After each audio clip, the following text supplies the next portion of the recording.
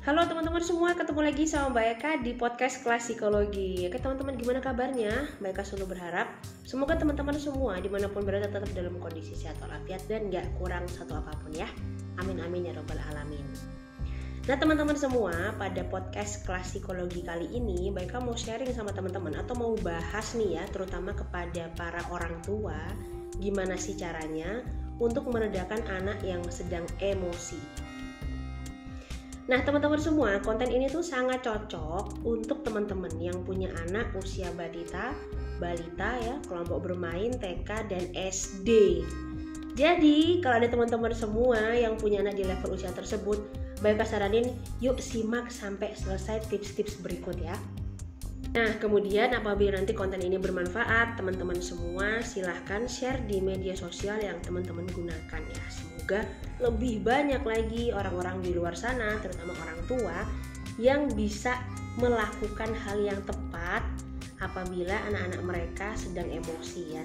Jadi meredakan emosi dengan cara yang tepat. Nah karena kalau cara yang benar, masing-masing orang tua dan masing-masing anak punya cara sendiri. Tapi ketika cara itu tepat, nah artinya ini yang sudah umum dilakukan oleh kebanyakan orang dan berhasil teman-teman. Baik teman-teman semua, di nomor 1 cara untuk meredakan emosi anak adalah tunjukkan simpati dan empati kita teman-teman. Nah maksudnya gimana Mbak Eka? Jadi kalau ada anak yang sedang marah teman-teman ya, itu kita jangan malah berdiri di depannya sebagai figur yang ngerasa aku lebih kuat dari kamu ya, karena otomatis anak akan ke-trigger, kayak muncul loh, kok dia berdiri di depanku ya, dia mendeliin aku, jadi matanya digedein. Padahal yang dibutuhin anak bukan itu. Nah jadi yang pertama, tunjukkan simpati dan empati dengan cara apa? Misal si anak lagi duduk, teman-teman ikut duduk. Misal si anak lagi berdiri, samai tinggi badannya dia teman-teman. Nggak perlu banyak bicara ya, deketin aja, terus tunjukkan tatapan yang serius ingin membantu dia. Kemudian teman-teman pegang telapak tangannya pelan-pelan. Nah nanti kalau sudah, baru disampaikan, oke nggak apa-apa yuk dipeluk setelahnya teman-teman. Nah itu cara yang paling gampang ya, tapi harus dilatih sejak dini. Jadi dengan apa? Menunjukkan empati dan simpati. Samai dulu posisi tinggi badan anak yang sedang marah ini ya. Kemudian pelan-pelan ambil telapak tangannya. Kalau sudah mulai tenang, sampaikan oke, it's okay, tidak apa-apa. Nah mulai peluk dan elus-elus punggungnya. Di nomor 2 teman-teman, untuk meredakan emosi anak yang sedang marah, itu berikan space atau berikan ruang teman-teman ya. Namun bukan diasingkan ya. Kadang anak-anak lagi marah, orang tuanya lagi emosi, masukin kamar, kamarnya dikunci, atau masukin ke toiletnya dikunci, lampunya dimatiin lagi. Nah jangan. Kalau teman-teman ngelakuin itu sama aja kita sedang memupuk trauma kepada si anak. Yang ada apa? Dia akan semakin benci sama orang tuanya ya. Dan yang diingat bukan dia belajar, tapi dia akan mengingat adalah dendam, kebencian, dan ngerasa kayak orang tuaku jahat. Nah, tapi teman-teman bisa kasih space, bisa kasih ruang ya. Artinya apa? Teman-teman, ya udah, mama, papa paham kamu lagi marah. Duduk dulu di sini ya. Nanti kalau udah tenang kita ngomong. Mama kasih waktu 3 menit cukup. Nanti kalau udah cukup, kakak bisa panggil mama. Misalnya seperti itu teman-teman. Jadi memberi ruang ya, bukan mengasingkan dia.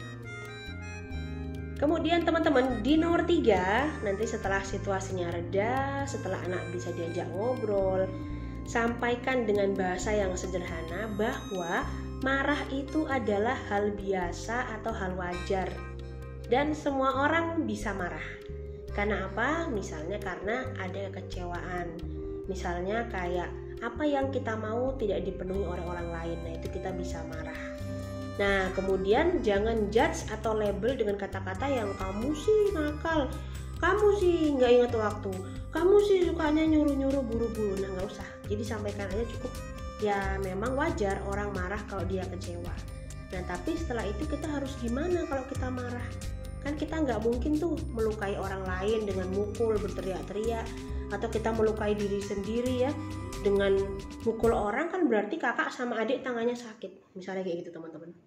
Nah, Mbak Eka yakin ya teman-teman bisa, dan Mbak Eka pastikan ini harus dilatih terus-menerus. Karena apa? Membentuk perilaku seseorang itu nggak mudah teman-teman. Jadi diulang terus supaya lama-lama bisa jadi kebiasaan. Lanjut di nomor 4 teman-teman, cara meredakan emosi anak adalah jangan overacting ya.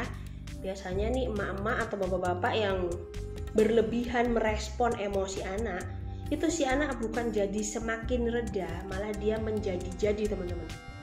Dan kadang malah dia jadi mengada-ngadakan masalah. Nah, jadi stop overacting, berlakulah normal, apa adanya seperti biasa. Oke, kamu lagi marah. Ya udah, sekarang kau udah siap, nanti kakak boleh panggil mama, kita omongin ini baik-baik ya. Nah, jadi sampaikan dengan nada yang datar, nada yang tenang, bahwa marah itu biasa, tapi utamakan kalau sudah marah ya harus cari solusi teman-teman. Kemudian di nomor 5 teman-teman, cara meredakan emosi anak ya. Ini yang paling sering Mbak Eka pakai sih ya. Kalau ada anak yang lagi marah, biasanya Mbak Eka deketin, terus Mbak Eka lihat matanya ya, kita eye contact nih. Dan Mbak Eka pastikan dia merasakan bahwa Mbak Eka itu ada buat dia. Ya, karena setiap anak yang sedang marah teman-teman perlu kita pahami sebenarnya dia cuman pengen didengar.